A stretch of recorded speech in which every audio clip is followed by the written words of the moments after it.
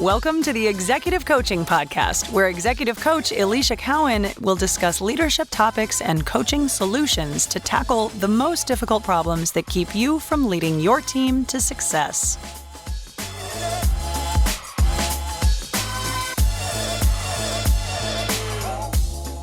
Hey there, senior leaders. It's Alicia Cowan.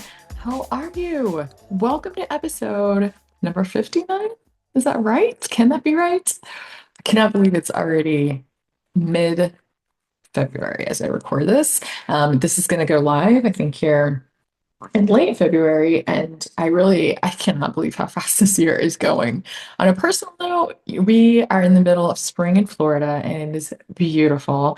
I am so thrilled. It started to get really warm. It'll be like in the 80s today, and it's like my favorite time of year, spring and fall in Florida, especially when it's like a little bit cooler and it's not so quite so hot yet. It's amazing.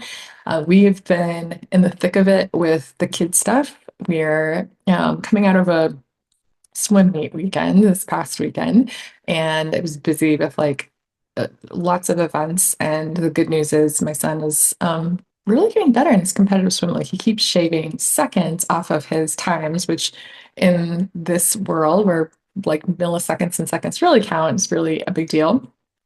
And then my daughter is like all the way in and on cheer. And we are heading to Atlanta this upcoming weekend to go to Cheer Sport, which is major Atlanta cheer comp. And I will be meeting with the client live and in person and doing a group coaching session while I'm in Atlanta. It's so much fun. So much is going on, and we're so busy in the best of ways possible. But what I want to talk about today is we've been on this kick of like feedback conversations and difficult conversations and performance management all spring season, because usually it's the time of year where we've really focused on that. And then the last episode, I really focused on the follow-up conversation, like what happens after you deliver the performance review and how to continue the conversation. And this is going to be like a version of that as well. We're going to talk about how to take feedback and, whether it's in the performance review or feedback that's been delivered in a one-on-one, how do you take that feedback and turn it into a development plan, like future development? And in the simplest form, even if you don't use development plans, how do you take the feedback and basically action on it with the employee? Like, how do you make sure that it turns into results? That's what we're going to talk about today, because I think a lot of times what I've seen happen is sometimes when senior leaders deliver feedback, I think a lot of times the senior leader just expects the associate to know what to do. And a lot of times these are senior leaders. And I will say a lot of times they should know what to do. And they should have a level of expertise, because that is what they are hired for. They're expected to be more senior, experienced leaders. They should have a level of skill set that is expected for the role so that they can perform on those job duties. And I absolutely think that that can be a reality. I do think there are times, though, where sometimes they have not been taught and trained certain level of expectations or certain type of job skill sets. And you may decide that it is worth taking the time to invest in this person. So we'll talk a little bit about how to determine that. But I think a lot of times, again, they're expected to just get this feedback as a senior leader and just know how to take action. A lot of times, senior leaders, we decide we want them to, quote unquote, figure it out. And we want them to take that feedback, go change on their own, at times with very minimal direction and minimal follow-up and minimal accountability. We really just want to deliver that feedback and just be done with it. And then for all that action and that change to occur with minimal involvement from us. And again, while I do believe there does need to be a certain expectation for senior leaders to perform at a certain level, there are times where you might want to flip this and invest a little bit more time into this development plan with this person. Because here's the thing, I think with delivering feedback, most occasions, it is not just a one and done scenario. A lot of times, if the person knew how to change, they typically would have done it already. Rarely does someone, receive feedback and it's the first time that they've ever heard that before. And so I think if they, truly knew exactly what to do and exactly how to change, most people come to work wanting to improve and do better every day. Most people don't come wanting to fail or repeat behavior that isn't effective, but they just don't always know how. Okay.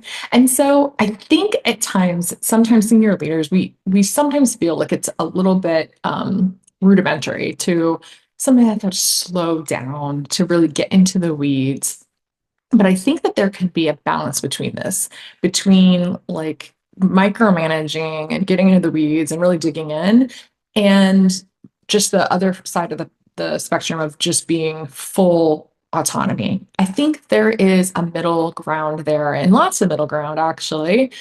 So there is a balance there. And I think that magical spot, somewhere in the middle, could be really called coaching. It's a spot where you don't have to get so in the weeds that you're doing it for him and micromanaging, and you're not just walking away from the situation either. And so that's where I think being a really good coach, where you can be effective in the conversations that you're having that occur after you deliver the feedback, they can be really powerful and they still allow you to be the senior leader and to do the things that you need to do, but give this person a little bit of extra support there as well. And I'll talk through, a couple examples that I've seen over my course of like coaching leaders in this arena. I think one that really comes to mind for me is I thought about this topic when I was coaching a senior leader that had multiple vice presidents reporting into her. She was within the financial sector and she had lots of VPs, again, that should be at a senior level of leadership that, have depth of experience.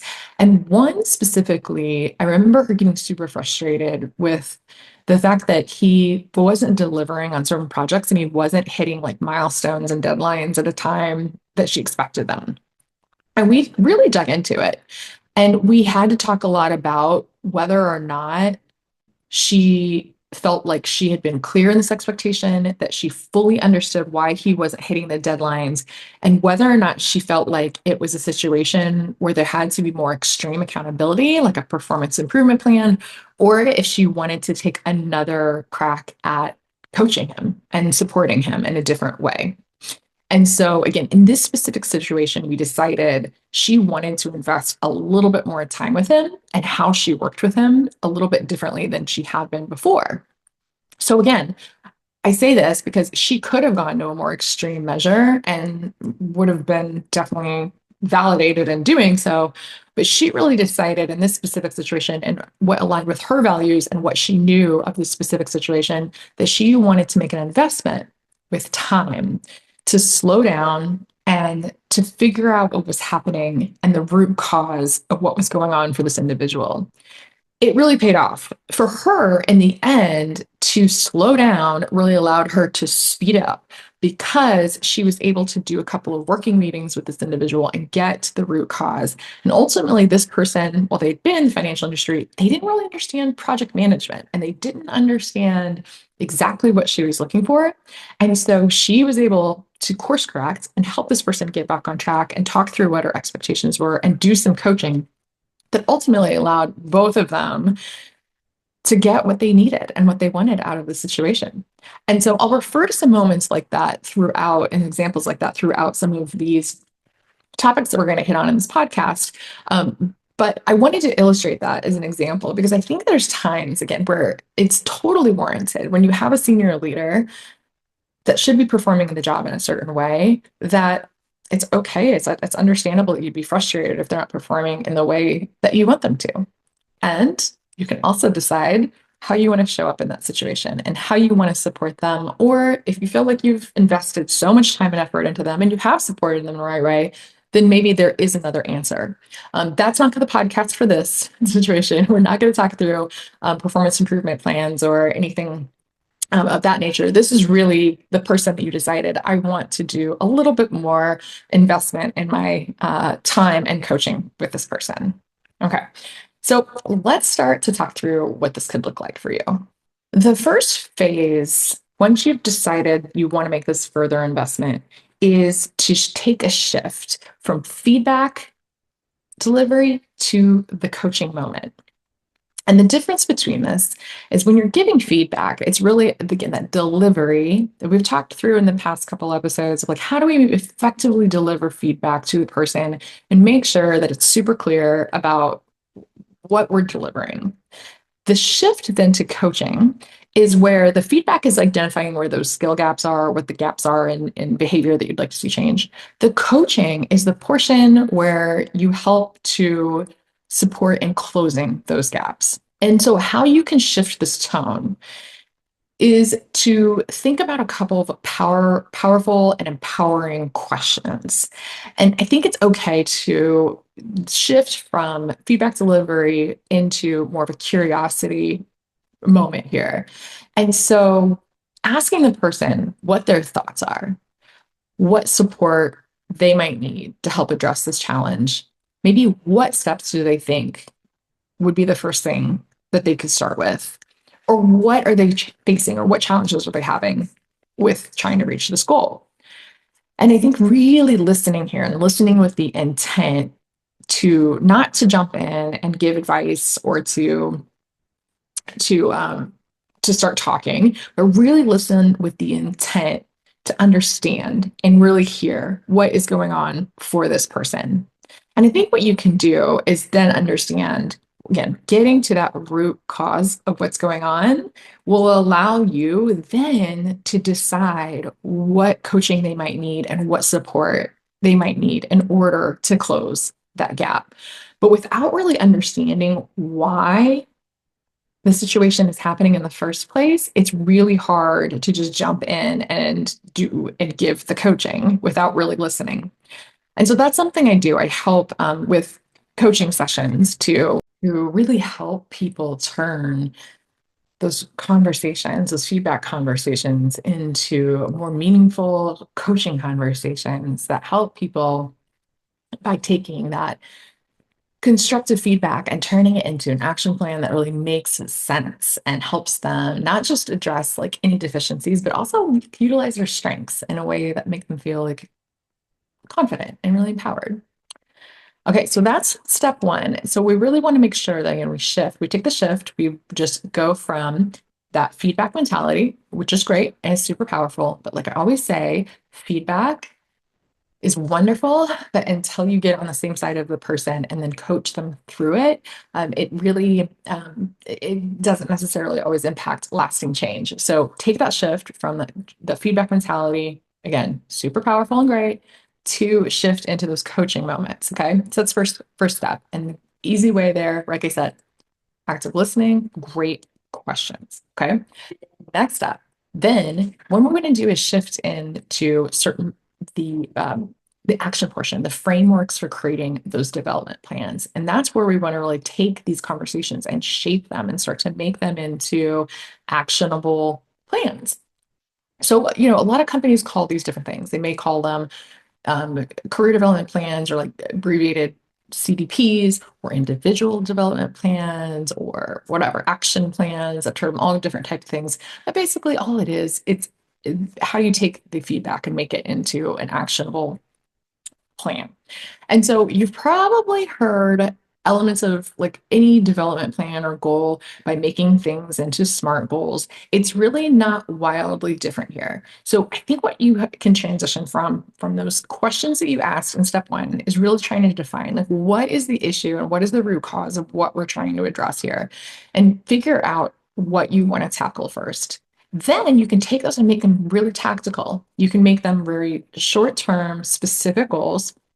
You can put timelines into them and really start to say, okay, what are we going to do in the short term? By when? We're going to talk through whatever resources that we can use. So the resources can be training, it can be different tools, it can be different people, different mentors or peers or any support, coaches that they might need. And then you can decide when you're going to follow up and when you're going to check in on this. And it might be it might be you, it might be working meetings with you. And it might be just as easily to set it up during a one-on-one. Okay. So step by step, what you're going to do is just really get clear and define and clarify what desired outcome that you're going to go after. You co-create those actionable steps to get there. And then you set the timeline and the accountability structure. So when are we going to do it? By, what time frame and how are we going to follow up? Really simple. Okay. And again, what I do with my coaching clients to help support this is really like talk through like what is some personalized frameworks that can be tailored to each leader's style that would work for them. And again, a lot of times people are like, I don't have the time for this. I think the biggest one that I hear is, I don't have the time to do all this. And so we realize and we figure out how do we make the time in a way that's not going to overwhelm the schedule, that's not going to overwhelm the workload, and that can still provide that like real-time feedback in their approach on how to set expectations and really give them tools to enhance their communication skills without adding an extra burden and another task on the to-do list on an already busy schedule. All right. So that's step 2. Turn it into something actionable. Okay. Step 3. Now what you can do is take those challenges and really flip them into these career defining opportunities for this direct report. And so that's what's cool about this is when you take some of these tough conversations, these feedback conversations, even when they're handled effectively, um, sometimes, again, it's not always determined and turned into action. But what the big piece of this is when you can take these coaching moments, they can really lead to these breakthrough moments for both the employee and the supervisor and the leader there. And I think the big thing, the principles that come into play here are being empathetic, showing a strict line of accountability, and really encouraging a growth mindset. And those 3 things are really magic, and they can come into play into these conversations. And like I said, I think, I was talking about the vice president here, or yeah, the senior vice president, like leading the vice presidents here at the top of the conversation. And I think the conversation, when she wanted to approach it, she was really having a tough time and having a really difficult conversation with the person that wasn't hitting deadlines. And what was great is because she led with a sense of empathy of wanting to coach this person, she set up a system of that accountability and helped the person come over to the other side where they were willing to like hear her and grow. The positive outcome was that they were able to make the shift and the change. And I would invite you just to reflect on some of the tough conversations that you have and how you can approach them potentially differently with a coaching mindset rather than a mindset where, again, you're delivering the feedback, but maybe not coming to their side of the table in order to help and to coach them through it. I think magically putting these things together will help you shift from these challenges and take them and turn them into a more career defining opportunity for both you and the other human on the receiving end of them. The last thing I want you to consider is the option of executive coaching. Executive coaching can help leaders elevate their leadership.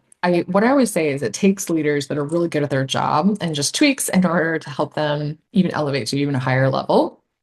And what I want to tell you is that executive coaching helps to, number one, identify the blind spots in communication style. Again, I think what I was talking about with this leader earlier is she could not see a different way, like different options that she could have for communicating to this leader that just wasn't getting it. And so by considering a different approach, she was able to open her eyes to something different to get to the end result that she wanted to, and just was able to navigate the communication in just a different way. The second thing, it helps really build confidence to address some of these challenges head on. A lot of times we just want to avoid them. I'm not going to lie. Most leaders would rather not address these challenges. They'd rather avoid it. They'd rather sweep it under the rug and kind of move past it. And again, a lot of the reasons that we like to use is sometimes with senior leaders, we just think like they should be able to figure this out at their level. And sometimes you're not wrong, but other times it's worth the investment. And at times we decide it is worth it is worth us taking a little bit of extra time to invest in this person. And the last thing that executive coaching can help with is to help with the strategies. Like, how do you motivate and inspire your team? Because sometimes you're just used to doing it a certain way, or maybe you're used to motivating in a way that you're motivated. And so there are different ways to do it. There are different ways to inspire and motivate in a way that will be effective for them and not just the way that you like to be motivated. So really great tools that you can use is really great active listening exercises, how to switch into curiosity, like I mentioned, how to role play or work through some tough conversations or decide on how we're going to say things or what we're going to say. And really work through even the development plan, like how to decide what this person should work on and what some powerful feedback could be that could help them. And so again, I have helped several clients through this and have had great results in shifting people that they thought potentially were a lost cause into not being and being really highly effective because there's just a different way to get through to them that they can come to learn through this practice. So that's what I have for you today. Again, we're going to recap transitioning from feedback moments into coaching moments. That is step one. Two, go through the framework of creating an effective development plan. And again, if you don't have a formalized development plan, just calling it the next action steps to take to move from feedback into what's next, the next steps. And to think through, again, those coaching principles that really will transform those challenges into great developmental opportunities. Okay. And some of that is that emotional skill set that we have to have as leaders. And how do we have the right tools in our own toolbox in order to be a super powerful, effective leader? So I encourage you, evaluate your approach to feedback and coaching and development planning for your team. And please, if you need help with this, reach out to me for a free session to talk through and explore some of these strategies further and how we could potentially work together. All right. Thank you so much for listening. We will talk to you next time and have a great day. Bye.